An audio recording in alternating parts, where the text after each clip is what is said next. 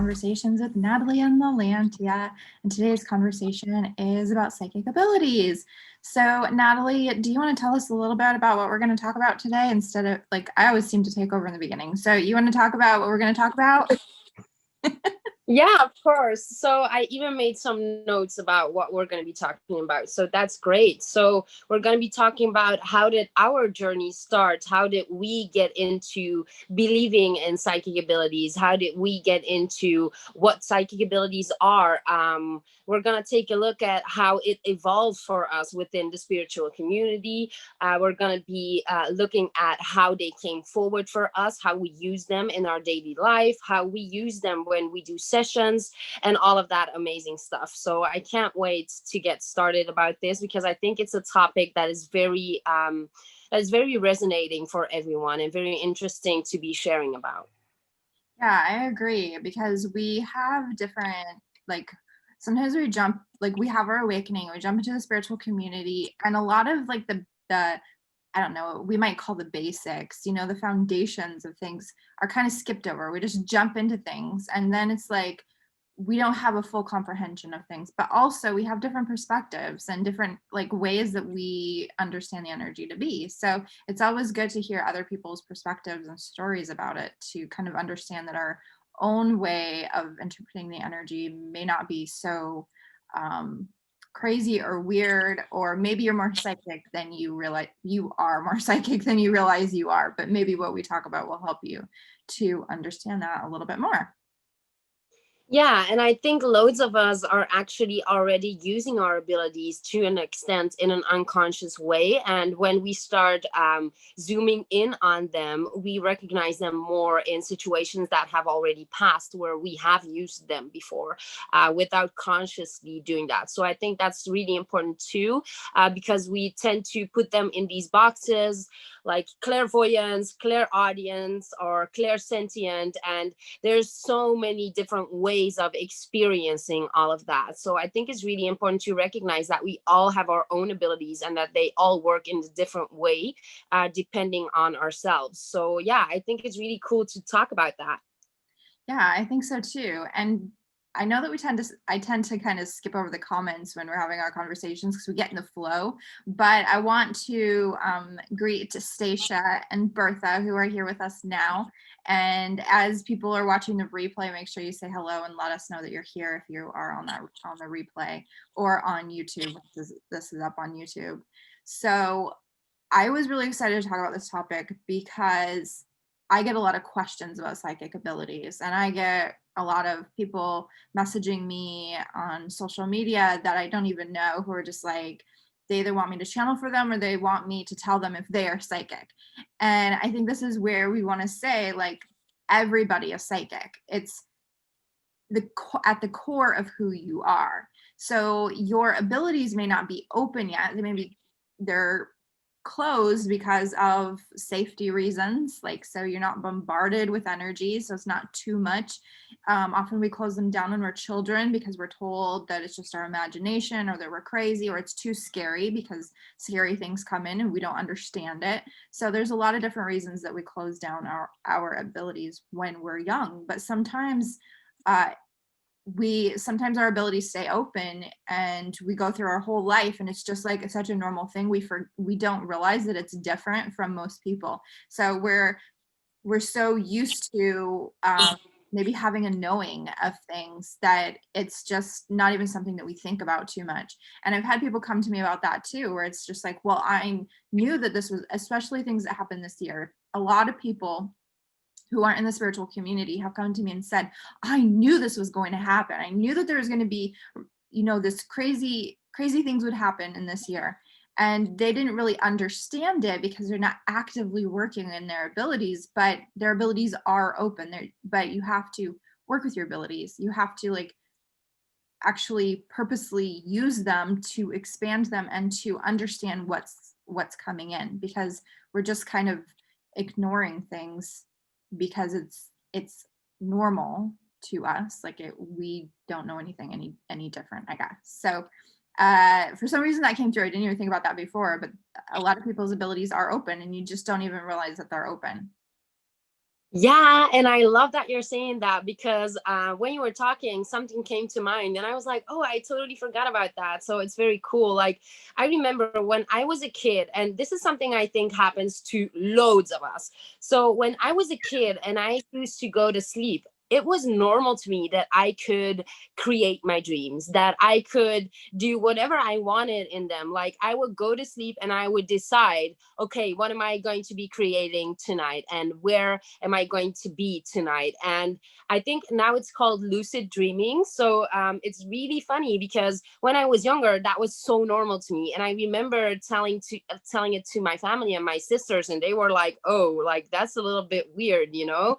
And then at a certain age, it just shut down, and I started dreaming like other people do. And then a few years into my spiritual awakening, I learned about lucid dreaming, and I'm like reading about all of this stuff, lucid dreaming, and I'm like, wait, hold up, like I think I did this as a kid, and like even now I'm not at a point where I can go to sleep and I'll be lucid dreaming. But I remember that as a kid I was so open to all of the possibilities that I didn't even give it a second thought, while now I would have to focus on lucid dreaming before it happening.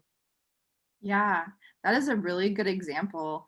I know for me, I don't remember lucid dreaming, but there's a lot of things I like my childhood, like there are bits and pieces that I remember really well, but there's a lot of stuff I don't really remember. But I do remember as a teenager, um, there were a lot of people that thought I was spooky because I knew things that I shouldn't know. And I remember holding my tongue a lot of times about things because I didn't want to freak everyone else out. So, and I didn't think about it, like this this is what I thought was normal. I thought it was normal to have a knowing. Like, for example, if you're driving down the road, I would always know that there was a cop and then I need to slow down. I never got a speeding ticket. I could drive 100 miles an hour. I would drive. We have, and I grew up in South Dakota and Wyoming, and the freeway is just wide stretches of road. It's not even curvy most of the time, and it's just you're not going to want to go, 65 miles an hour. So you go as fast as you can. Basically, you just step on it and you go. And so I would do that, and I would drive to Sheridan, Wyoming, and so it was like a 3-4 hour drive. Well, for me, it was a 3-hour drive. For other people, it was a 4-hour drive. And I never, ever got pulled over because I always knew that there was a cop up ahead. And they watched the roads. They were always there and not always in the same places. But like, when I look back, I'm like, I don't know anybody who never got a ticket on that road. Like, everybody I know has gotten tickets on that road. And I never got a ticket on that road. And I drove it all the time. And it's because I always knew that there was a cop ahead, so I always slowed down. So that for me was just normal. But there were times, like, I remember like hanging out with my friends and like drinking a bit. Your tongue gets a little bit more loose and you start saying things, and they would like start getting really, I don't know, saying freaked out is like that's a little bit extreme, but they were a little bit freaked out. They were just like, this isn't normal, that's not normal. And it's like, what do you mean it's not normal? Like, I thought it was like this for everybody. But I grew up in a home where we weren't allowed to have an imagination. So I could have an imagination for like playing house and stuff like that, like real life things, imagination, pretending I had a family, playing with my dolls, but I couldn't have an imagination as far as believing in the supernatural or anything magical or anything like that. So I think I shut down a lot of things just from such a young age. I don't really have any memory of it.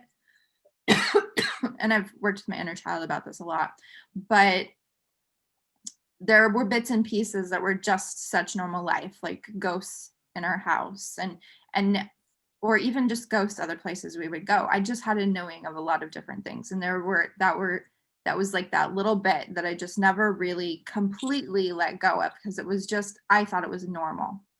It was just a few cases where people thought that it wasn't normal, and I'm like, I don't know. I think that it is. Yeah, I just remember it being a little bit weird that way. Yeah, and I love that you mentioned that, because that's actually one of the notes that I wrote down, like how did this start out for me? Did I come into this world believing in psychic abilities? So I think it's really interesting that we have a chance to talk about that, because to be honest, like I wasn't raised religious, so I was never tied to any religion. So when I was younger, that was a little bit hard on the one side, because I didn't really have anything to believe in, or to have like for guidance, to know what is wrong and what is right. It was more of a, you'll learn along the way and go with your feeling kind of thing in my home. And yeah, I think it's so cool, because I do remember as a kid that I was so interested in magical beings and magic overall. I think until I was at least 17, I definitely believed that I was a witch, and that I would come into my powers when I reached a certain age. And I mean, there's three sisters in the house, so it kind of looked like the charmed idea going on, so that might have a lot to do with it. So yeah, I was always pretty free to talk about that in my home, and that's why I think it was never such a big step for me to go into spirituality. Of course, it was on the one hand learning about these things that you aren't able to see, that there's no proof in a scientific way of them. So that was really hard for me at first, like just having the faith. But I think it also taught me a lot about different religions and spirituality as a whole, and the faith that we can hold as people. I think that's the biggest thing that I've learned with spirituality. Not only the faith in other things, but also in myself. And yeah, so I think the psychic ability part was never such a big leap for me to make, because like that's what I always wanted. Like I always wanted to have special powers, so it was like, oh, I've always had them, like let's discover what's going on. And I remember that when I first joined the spiritual community, there were certain topics that I was drawn to more than other things, because I know that it's such a vast and different array of things that are possible in the spiritual community, and abilities and topics that they go into.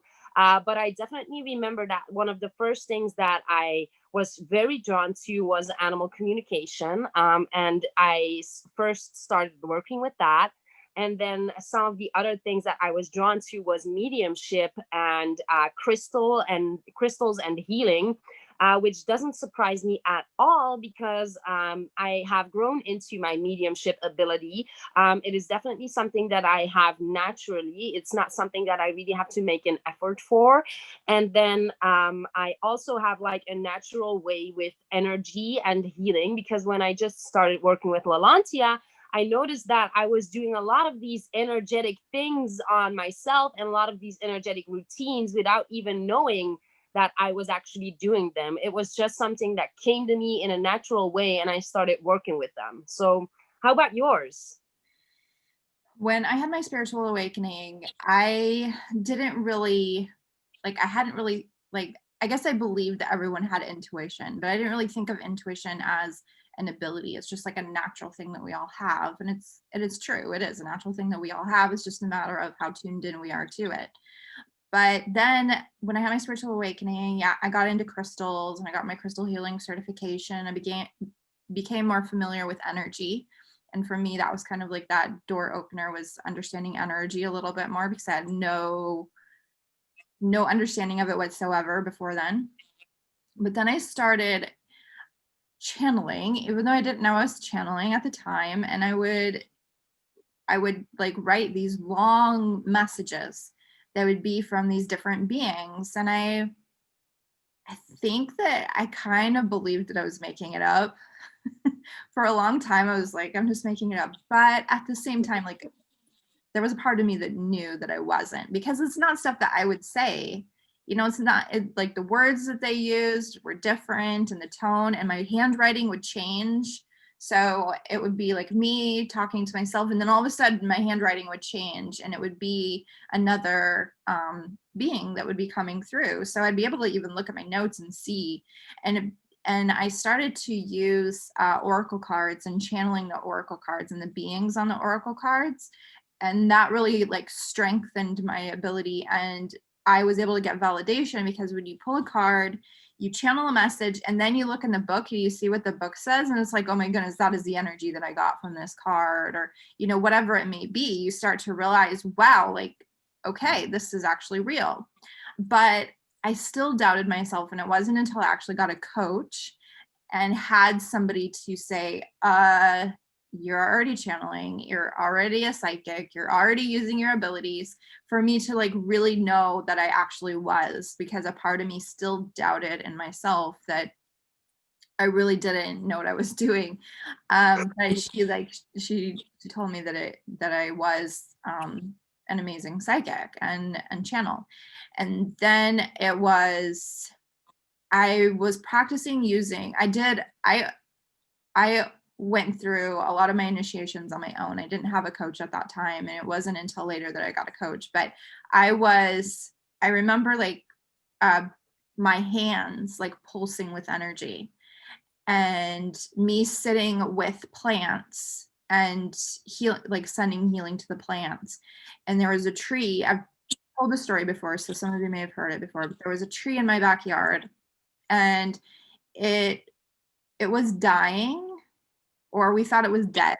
And so we cut it down. Well, I didn't have anything to do with it, but they cut it down.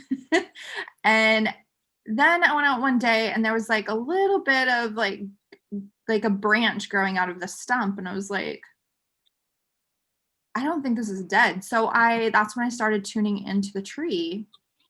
And this was the first time I think I tuned into a tree.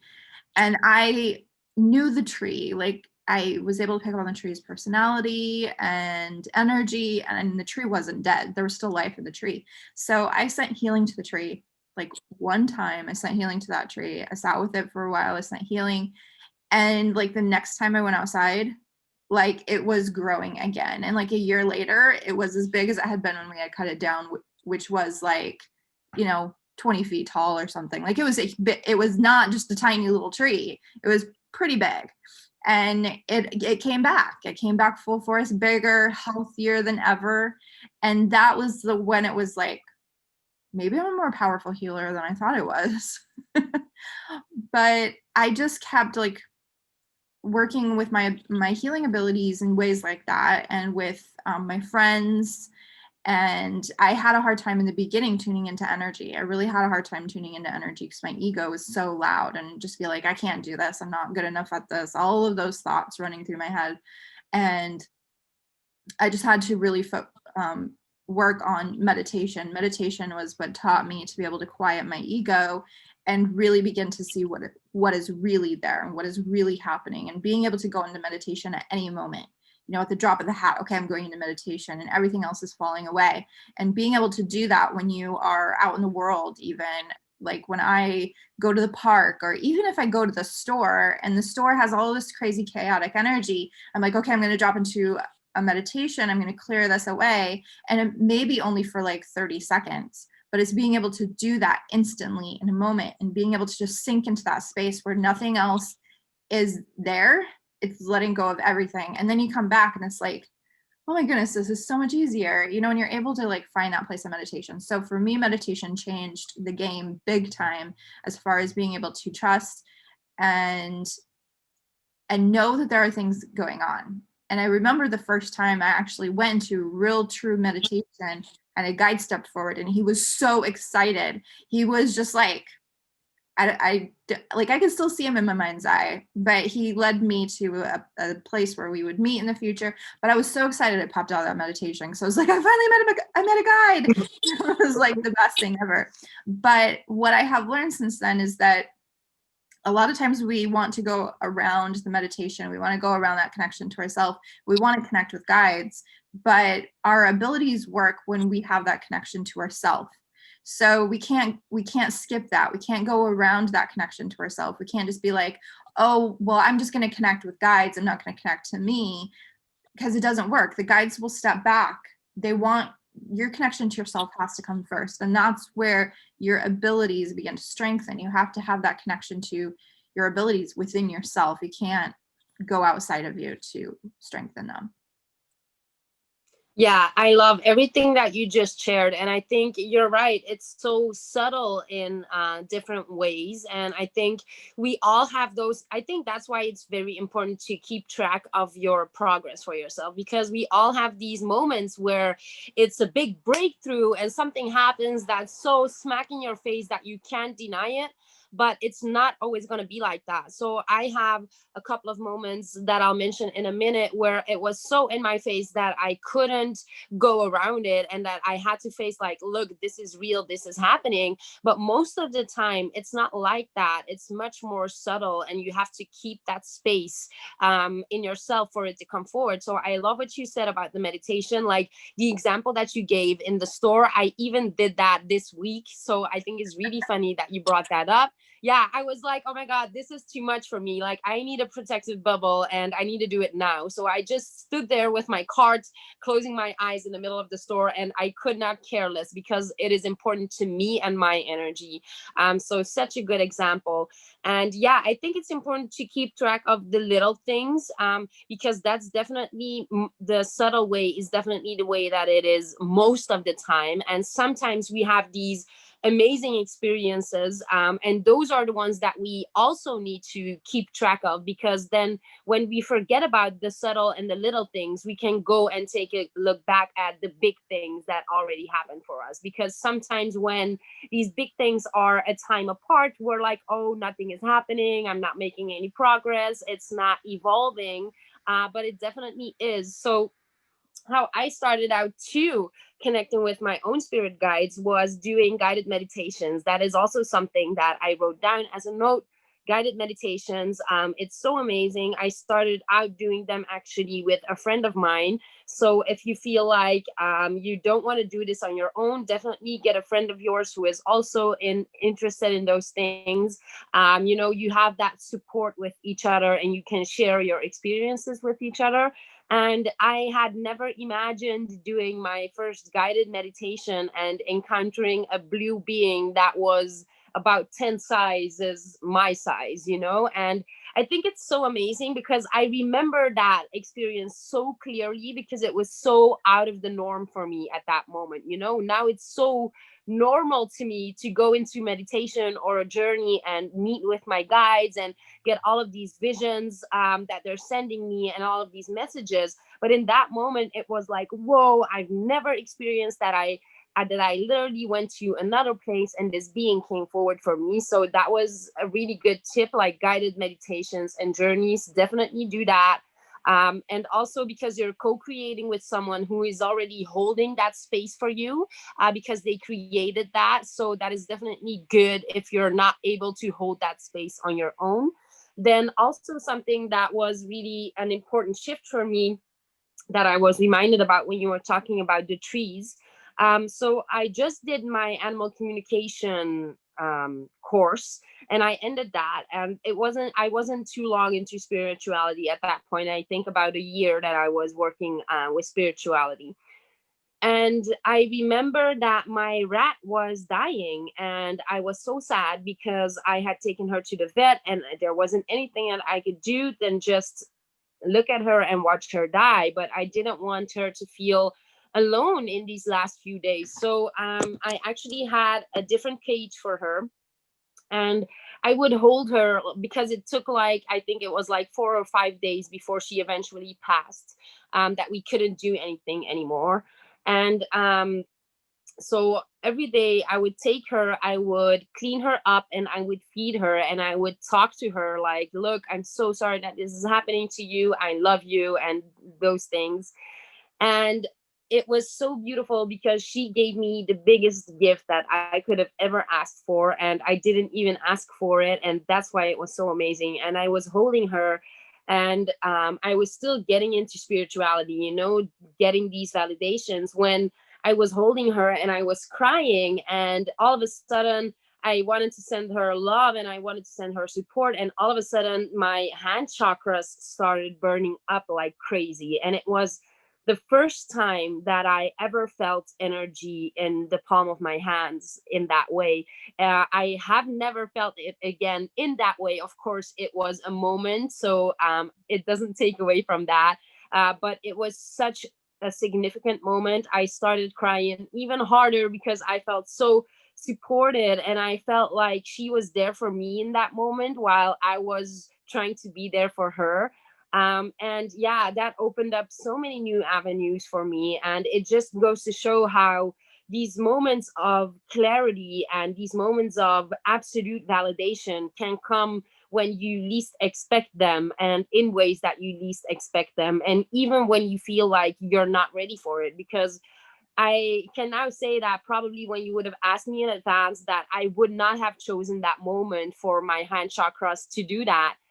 But it was because of that moment that I still remember it now, and that I worked with it in such a closer way and personal way because I felt so connected to it in that moment. Yeah, that's a really beautiful story.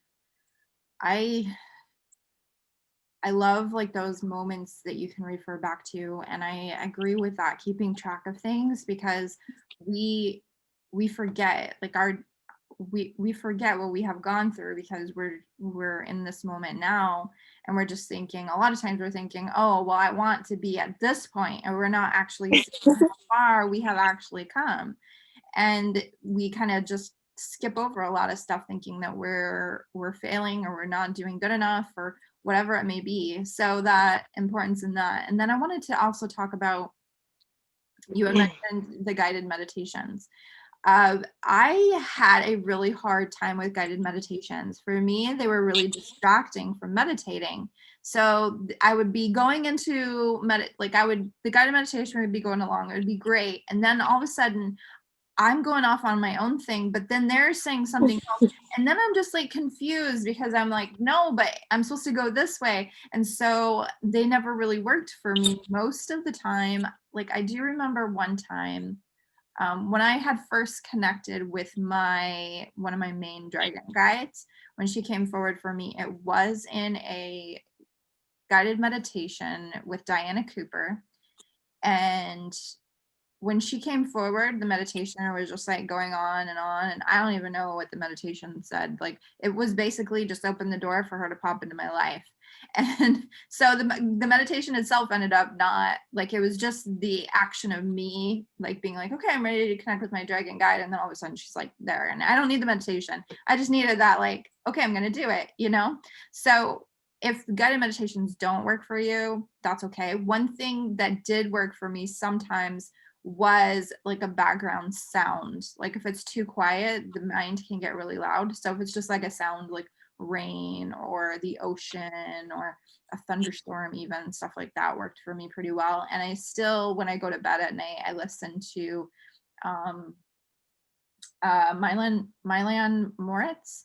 She has singing bowls and she does like sound healing and stuff. So she does guided meditations on her YouTube channel as well. But I'll just listen to like her ones that are just the sound when I'm falling asleep. And so I'll kind of like go into a bit of a meditation in that before I sink into sleep. And then I can go to sleep with intention instead of just like, I used to watch like shows or something before, like when I'm falling asleep, and then you just go to sleep and maybe you dream about the shows or something. But now it's like, okay, this is what I'm working on healing. You know, if there's anything that needs to come to my awareness while I'm sleeping, please bring it up. And my dreams have been a lot more intentional in this process. I love that you mentioned that because I have been doing that the past few months, and it has definitely shifted a lot for me. Definitely when you're really putting intentional frequencies on, like for deeper sleep or for better sleep, or for more energizing your body, that is definitely something that really works for me. Like not be feeling tired when I wake up when I have these sounds on. So very interesting that you mentioned that. Also, the drumming, that was something that I noticed that worked very well for me in guided meditations. Yeah. So, but it's also funny that you mentioned that the guided meditation is not working for you. I think it's interesting how we have these different perspectives on it. And I remember when I first started working with you and we did a session together, I was like, oh, I love how quickly you go through these things, because I remember thinking, oh wow, normally when I do like a guided meditation with someone, it's like they go at this pace that is really slow, and I know it's supposed to be calming.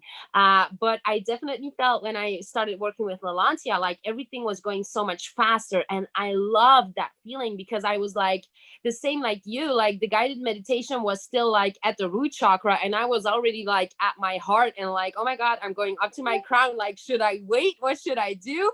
So I love that you mentioned that, because we definitely need to do everything on our own pace. And I think it's very important that you find people that you resonate with, that you feel like you're on the same level with, that feel very familiar to you, that have the same type of abilities, or the same type of working with their abilities that you do. Yeah, I remember that too, that where I would do a guided meditation and they would be going through the chakras and they'd be like miles ahead of them. And then I'm just like, I don't know, it always like messed with me a little bit. Like it was hard Yeah, to like stay you in it. feel like you're doing it wrong. Yes, you feel like you're doing it wrong. Yeah.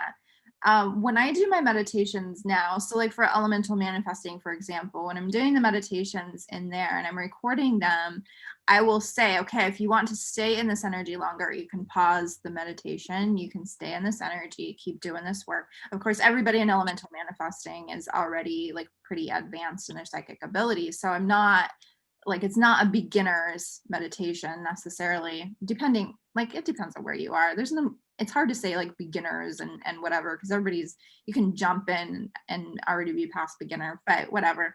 It, I do say though that, you know, if you want to pause and stay in this energy longer, because in the meditations it's connecting with guides and it's doing healing, and sometimes you need to be in there longer, but sometimes people are ready to move on, and I don't want you just like sitting there like, okay, I'm ready to move to the next step. So I will pause. Like it's not like I just keep talking and talking and talking and don't give you time to do it. I pause, give you a little bit of time, but then I know, and I'm channeling the meditation as I'm doing it, so I know, okay, it's time to move on to the next step. But then it gives you that option of, you know, if you want to stay and take it slower. And then of course, you know, when it's time to come back, if you aren't ready to come back yet, you can pause it and spend a little bit more time in there before you come back. But it holds that space for the experience, and that's what I think. My guided meditations, I don't know how other people do them, but when I do my guided meditations, I'm actually like calling in your energy and like opening that door for you to step into it. So my guides are going to be supporting you specifically in that experience, in that meditation or journey. So it, I don't know, to me that adds like a lot, another, I don't know, level of connection. Like it's deeper, like deeper than like if going on YouTube and doing a guided meditation. How do you feel that way too? It depends, because I would mostly do guided meditations of people that I already had a connection with, that I already felt drawn towards, because I saw someone posted, what guided meditation did you do, or can you recommend Nandi Sample? So Bertha, I will be posting some in the group, so you can have a look at them. So, but it was actually one I remember from Bridget Nielsen. So she's, I feel very connected to her energies. She's very high vibrational. She's very cosmic. So yeah, I really felt good with her energy, and I already followed her. I already was part of her community. So that's why I felt really comfortable doing her guided meditations. I followed Gigi, I think she's called. Oh, what's her Gigi something. I'll post them in the group, but she's also very cosmic. I felt very connected to her. She's very scientific, very yeah. So I felt really connected to her, and I did one of her meditations. But I would never do like a random meditation. I would really go for people that I already know are in the same interests as me, in the same abilities as me, like people that I feel a real connection to. I think that's a good point. I like that you said that, because yeah, I think it's we need to be a little bit careful about, you know, just like random meditations. I mean, you can tune in to see if it's right for you, but I wouldn't just like jump onto a random stranger's meditation just because it's an energy, you know, and they're the ones holding that energy to a degree. So also, I guess this is a good place to say, if you sign up for my email newsletter list, there is 2 meditations when you sign up for that, and a quiz to see which magical being you should be working with at this time, or will be supporting you at this time based on what you're going through. So yeah, there you go. You want guided meditation, if you resonate with me, then that is one way that you can get two of them. One is with Sophia, and one is to connect with your magical guide. I love that. I love that already. That's so cool and so perfect that it's going out now. Yeah. So I wanted to say, maybe if anyone has any questions, because we're 40 minutes in already and we haven't answered any questions. So this would be the moment to post them, and maybe we could go over the comments for a little bit. Yes, I think that's a good idea. Before we do that, I thought, like, you guys pop your questions in, but I wanted to go over the fact of like how our abilities, like a lot of people are like, well, what is my ability? And so I know Natalie uses terms in a different way than me. So I'll say, I go in layman's terms. I will say see, hear, know, or feel. But your abilities can also be taste, smell. It can come in lots of different ways. So for me, I have all of the abilities. And so they all work together. And so I'm not gonna, like, a lot of times I'll say something like I see something. Sometimes that seeing is actually connected with another aspect of my abilities. So what I'm seeing is also being combined with what I'm feeling and what I'm knowing, and that's helping me to see a bigger picture, even though it's not all just seeing. It's all of them together that makes it make sense. It's putting all the pieces into place. So I had a period of time where I was like, I think that I wanted to I wanted to see more. So I was like, okay, I want to open my seeing ability more. This was a few years ago. And so all of a sudden, the only ability that worked was my seeing. I could no longer hear, I could no longer feel, I could no longer know. All it was seeing. And guess what? Seeing is not all that it's cracked up to be. It can be very frustrating getting information just through seeing. So I really learned to be careful what I wish for, and that seeing is not as important as I thought it was at that time. And this is something people get very caught up in seeing. For some reason, seeing is like a big one. People are like, I can't see, and they just discount all of their other abilities because they don't see. And the thing is, what you see is often brought together by what you feel or know, or even hear. In some cases, if you hear a voice and you usually hear and see from within yourself, not outside of you. So I'm not talking about a guide materializing in front of you with your physical eyes. I see them in my mind's eye, and I hear them. When you hear, it is within your own head and not outside of you. Most of the time, there are people that do see and hear from outside of themselves, but most of the time it's within yourself. So it's easy to question it. It's easy to be like, oh, that was just my imagination, or I'm just making it up. But you will notice like the words that they use are different, just the energy. And the more you practice, the easier it becomes. So for me, it was my practicing connecting with other energies and other guides was through writing. So I started with channel writing. That was a really big door opener for me, was just channel writing. So I go into a meditative state. This is when I had practiced meditating, was connected to myself. I wasn't connecting with guides until I had a deep connection with myself. I spent many, many months on that connection with myself. And then once that was established, that was when I was beginning to connect with my guides and with other energies like goddesses and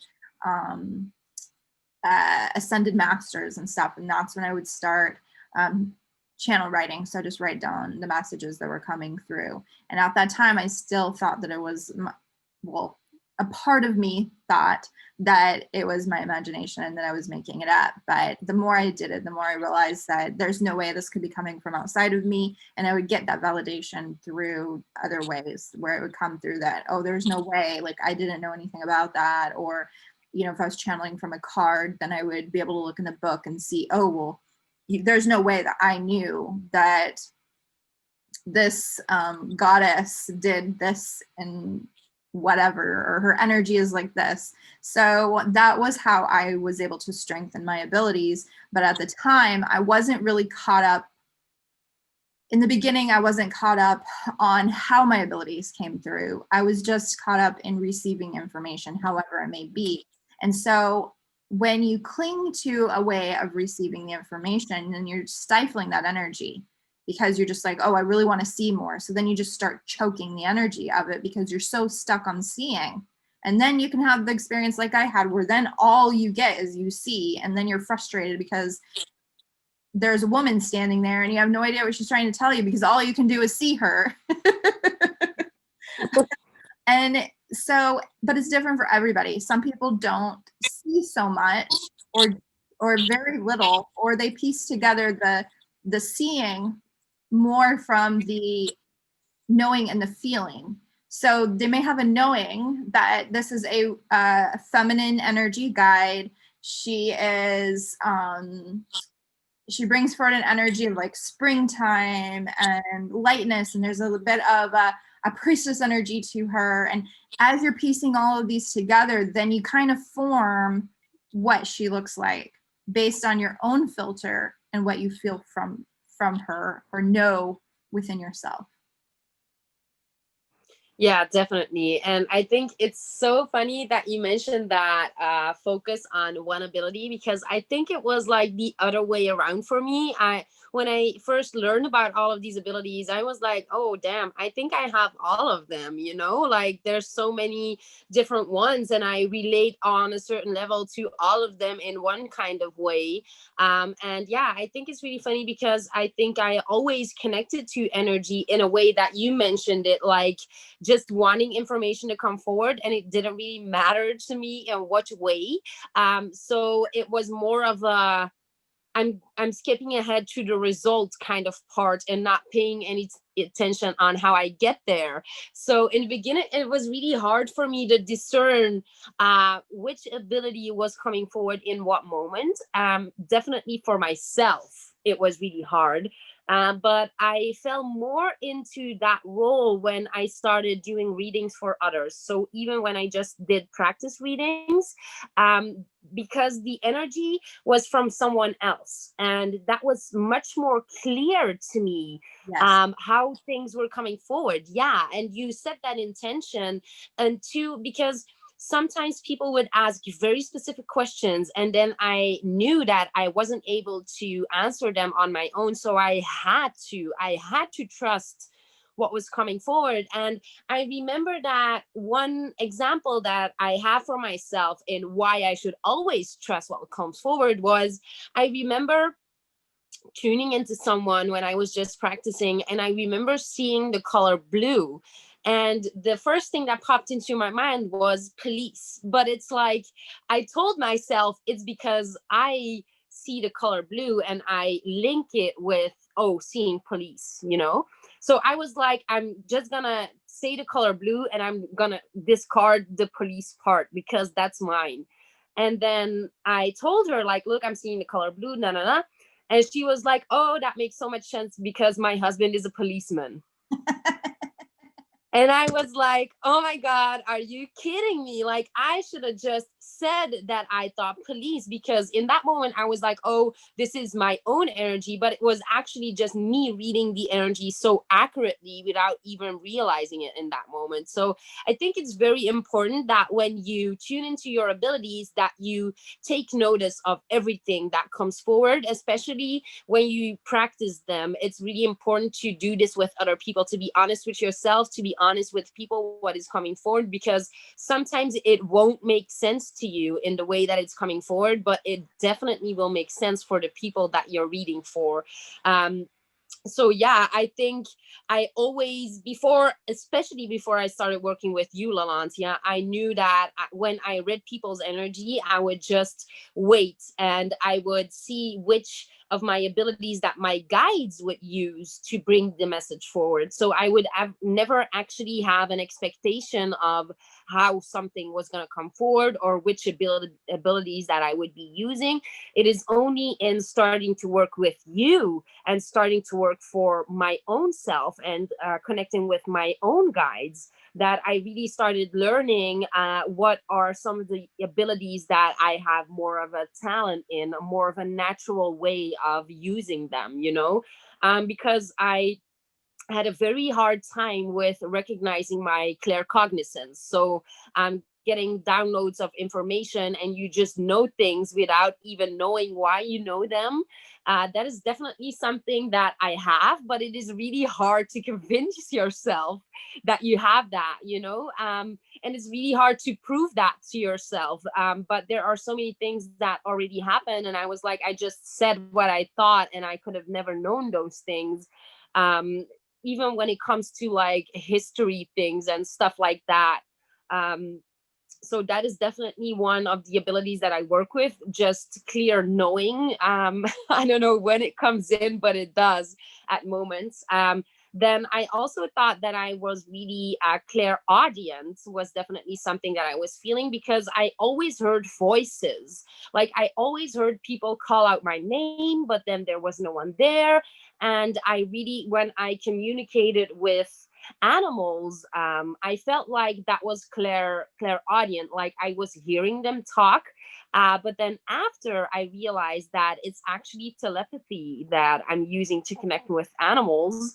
And that's so funny, because now when my clairaudience picks up, when I hear someone really call out my name, or I can hear songs coming into my head, I know, oh, that's my clairaudience. But then when I'm connecting to beings, because I had this really specific being that I made a connection with, where I was telepathically communicating, and I was like, oh, I'm not even speaking. Like I didn't see their mouths move. So it was really a special kind of feeling. And I definitely felt different from my clairaudient things that I had come forward. So I definitely recognized a difference in those. But it's so hard because they tend to flow together, like you say. Like when I have my clairvoyance, because that is something that I actually always had, I just thought it was my imagination. So yeah, so I had to use really validating situations to build that trust within myself, that I'm not just creating these things in my head. So yeah, practice is really important. But what I also noticed with my clairvoyance is that I don't only see these beings or I see colors, but I feel them too. It's a combination of feeling, seeing what is happening, and feeling the emotions that belong to that image that they're projecting for you, or to, it's kind of hard to explain. But like when I see the color yellow in my mind, it brings so much more information, because I see the color yellow, but there's always a different notation to that. So one time I will see the color yellow and I will feel like, oh, this is related to the sun, this is related to shining bright, this is related to empowerment. Other times I will see the color yellow and I will know that it is connected to, oh, this person has a past loved one, and the color yellow was something that they shared with each other. So now I know that this belongs, that color represents that. So I think you said it perfectly. It's really combining all of your abilities and knowing that, or trusting that they will use the ability that is going to be the clearest picture for you in that moment. Yeah, and you don't have to figure it out. Like it's natural. So it's allowing that natural part of you to come forward, because the only reason that your abilities are not as strong as they could be or aren't open is because of the limiting beliefs and the fears and the conditioning. And so when you let all of that fall away, then it's just natural. So for me, I just allowed that naturalness to come forward. I didn't question, oh, is this like how is this energy coming forward? And I feel a lot. I feel a lot. And in the beginning, this was like really hard for me, because it's a little awkward to be like channeling for someone and crying. And I had to really come to an acceptance that this is it's my ability. It's how it works. I feel it. And to me, the feeling is proof. When my feeling went away, when I was just seeing, I no longer felt like I was psychic.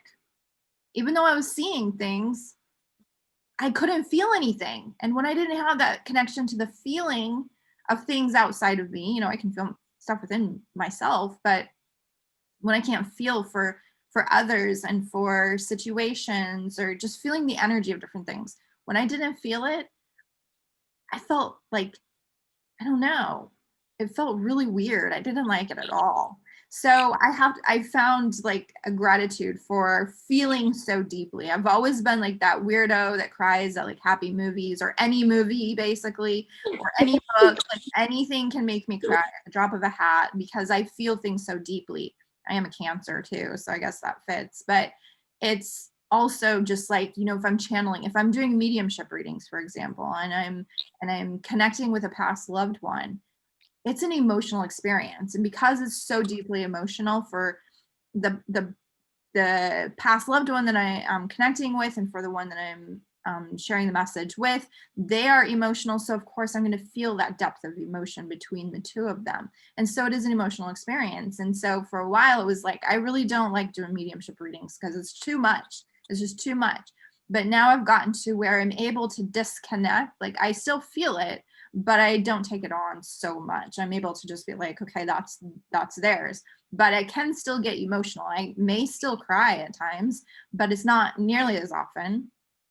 And it's just become more natural, like easier, so that I don't feel like I need to feel so much. Because before, I think it was like, I need to get everything I possibly can, and the more I feel, the more information I'm receiving. And it doesn't necessarily have to be that way, because it's a combination of everything. So there was something else I was going to say. Okay, so when we are channeling for someone, I think this is something that people don't always understand. So if we're channeling for someone, it is a combination of energies. So we are channeling through our own knowing and our own feeling of a situation. So it's kind of like reading the energy of the situation. But it can also be channeling a guide, and that guide can be our guide, or if we're open to the other person's guide, it can be the other person's guide. It can also be a reading of, there's another aspect to it, and it's like all of a sudden it just like slipped away. But it basically, what it is it's a combination of ways that we are receiving the information. So when we're channeling, it's not always just like, oh, a guide is telling us everything to say. It's usually a combination of things depending on the situation. So if we're channeling for someone in here, we want to go the fastest route because it's going to be quick. So for me, it's usually reading the energy, unless a guide steps forward really strong right away. Otherwise, it's just like reading the energy of something, and I know, or I feel or see, or whatever, however the information comes in. And sometimes it's my own guides bringing through some information that needs to be shared, because I'm already connected to them. I don't have to worry about, oh, who's coming in and connecting with them. Although some guides, when they pop in, they come in really strong and instant, and it's easy, but it just depends. It always just depends. So before we go into the comments really quick, I wanted to mention such an important thing that you were talking about, looking at your own personality and knowing that you could find your abilities in that. So for Lalantia, it was being really sensitive to other people's energy, to that feeling really. With me, I'm really clairvoyant, so I have lots of visuals, but I'm also an artist. So I really notice those details in faces. I really notice those details that fly by in the sky that nobody else notices. I really look to those things. I look at structures. I look at details. I really try to capture them in my art. So I think I'm more attuned to that Yeah. Yeah, and then I also have the telepathy. I can imagine, because I'm a very outspoken person, I'm a very open person, I'm a very honest person. If something doesn't sit right with me, you will see it on my face. Like, I can't hide these kind of things. So I think that's why I'm very good at communicating telepathy, with telepathy. Why? Because I have nothing really to hide, so I don't feel like I have to close my mind off from other beings in fear of what they're going to discover about me or what they're going to see, because what you see is what you get when it comes to me, you know? So I can imagine that people who are a little bit more on their own, who have some secrets that they would rather not come out, who are really yeah, I don't really know what other words to explain, but I can imagine that they would not want to open up to telepathy in fear of what information would come up out of that, what the beings would take from them, you know, from information, what could be used against them, or maybe you're just not comfortable with someone seeing the thoughts that are in your mind because you want to keep them private, you know. So I think that's a really important part of what you shared, and it's so important. And then I want to share one little thing before we read them.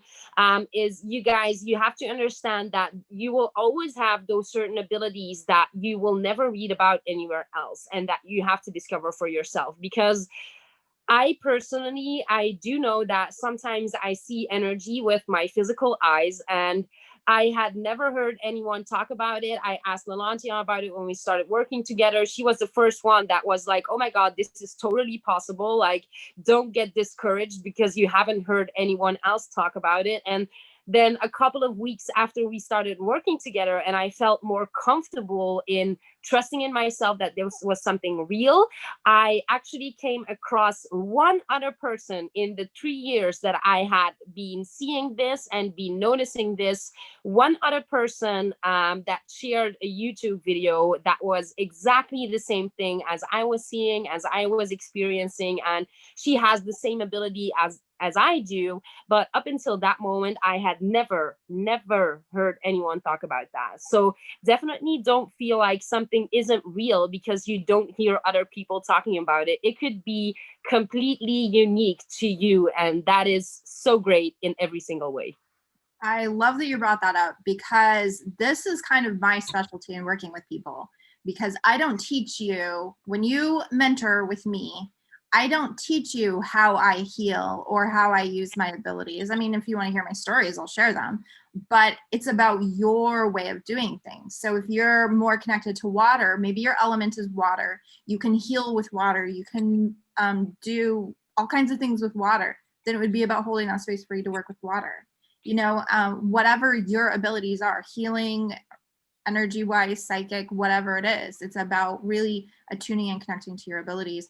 And that also brings up the point at the end here. This is the last thing I think I'm going to say, is that sometimes we need a mentor in order for our abilities to open, because it can be a very big thing. So I didn't have a mentor for a while. My abilities didn't really fully open until I had one. So I feel like it's like a funnel. And so, you know, if it's just like tightly closed, only a little bit of stuff is coming through. So I was getting information. My abilities were open, but they were only opened a little bit. Once I worked with a mentor, then it like opened wide open. And then suddenly I had that support. So I was able to be like, oh, I had this crazy experience. And she was able to hold the space and explain it to me, or validate the experience and be there for me. So sometimes we do need a mentor. Not everybody can afford a mentor. Do the connection to yourself. Make sure you don't skip that connection to yourself, and hold the intention that you find the mentor that is right for you at the time that is right for you. And you will manifest that in some way or another. Definitely. Should we go over the questions really quickly? Because we're already out of time, but we could still do them. Let's go over them really fast. Okay, so I see, I just went up to the top. So Bertha said, yeah, I believe we're all able to connect to spirit and higher information too, but when we stumble upon this kind of information, it's because we have chosen to become aware of them and consciously use them in this lifetime. And it's not every human that has chosen that coming in. Absolutely right. And there are some people who aren't like spiritual, or they're like more religious even or something, who they have a knowing that they have a very strong intuition. They would probably use the word intuition. Like I know my mom, she knows when there's something happening to my sisters, if there's something going on in their life, or if they're having a bad day. And my mom is not spiritual in this way.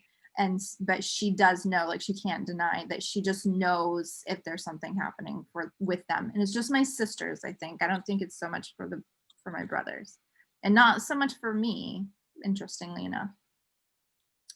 Bertha also says that's so true. The connection with yourself is their top priority for us. When I asked my guardian angel how we can connect more, she told me to go within and develop my self-love and connection to myself, and I would be able to see and hear them more. Yes, yes, yes, 100%.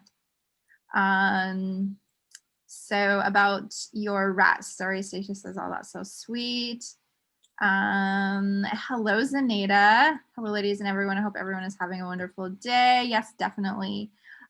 So I will post, when we get off of here, I'll post the link to sign up for my newsletter list. And when you sign up for my newsletter list, then you will get the meditations right away. So I think it's like, I can't even remember, but you definitely want to do it now because I'm getting ready to do new ones. So if you sign up now, you'll get those ones. And then whenever I do the new ones, then you'll get those ones as well. So right now is a really good time to sign up for my newsletter. Let's see. Zenaida says it sounds like a radio for me. I haven't quite learned how to turn it in. So yeah, it is about, I love that example actually. So it is like a radio, and you have to tune it to the right channel in order for it to come through clearly. And sometimes that, I mean, it's practice. A lot of it is practice, meditation, and sometimes like getting a mentor to be able to hold that space for you as you kind of find the right place to put the dial. Bertha says, do you personally find it's easier to channel right typing on the computer or with your hands? So for me, it's hands. And I mean, I can channel now with typing because I've been writing a book, and a lot of it is channel stuff. But in the beginning, I wasn't really able to channel type so much. It was more just writing everything down. And I found that I liked that because I could see the difference through my writing as well. Zenaida says, my ears have been ringing so much, it's happening right now. I just had to say it. So a lot of times when our ears are ringing, it can be that your hearing is opening up more. It can also be that your guides are coming in, they want to communicate with you, but you're not listening, or you're not giving them space. So I would make time for meditation and kind of a space of letting go to just see what needs to come in, or if there's healing, or they may need to come in and do some work on your ears. And for me, a lot of my abilities were done with, like the opening of my abilities were done with my guides in meditation. So I would go there. I remember a time when I was taken to like this other planet, and it had I don't even know how to explain it. It was like being on the inside of a computer, kind of, because there were like all of these I don't even know what to call them. They're not wires, they're not lines, but they were like electrical things. I don't know, but I was like laying on a bed of electrical things. I know it was on another planet, and they were doing this healing work on me. And I just remember like being kind of awake, but kind of not. Like I would like zone out, and then I would be like aware of what was happening. But there was a lot of DNA activation and stuff that they were doing as well. But my whole body was buzzing. And ever since then, I know when they're doing healing work on me when I'm in meditation, because my whole body will just like feel like electricity is running through it. But yeah, make space for that. Zenaida says, I resonate with feeling very deep. Yeah, sometimes it's hard to feel so much. And Stacia, I see your comment about the ears too. Yeah, I just want to mention that's so funny because I have told you about that I have that too sometimes, that like the sound disappears in one ear and then it will just like pop for a minute. And I've told you that I had wondered what that was, but I figured out that when I'm thinking certain things in my head and I need validation, then my ear will pop on one side. It's mostly this side actually. But so when I'm putting all of these things together in my head, and I sometimes forget that when we're talking to ourselves in our heads, like our guides are there listening to us, they're like knowing what we're doing. And that's their way of like popping my ear when I'm thinking about something and my ear pops, then I know, oh, that's a validation. So they don't have to like come in and like, I don't have to tune in, but I know, oh, it's a validation and I can move on with that. And I can like not doubt it anymore. That is interesting. And that's another like good example of how it's different for all of us. So, excuse me, you have to have that connection to understand what those things are. Let's see.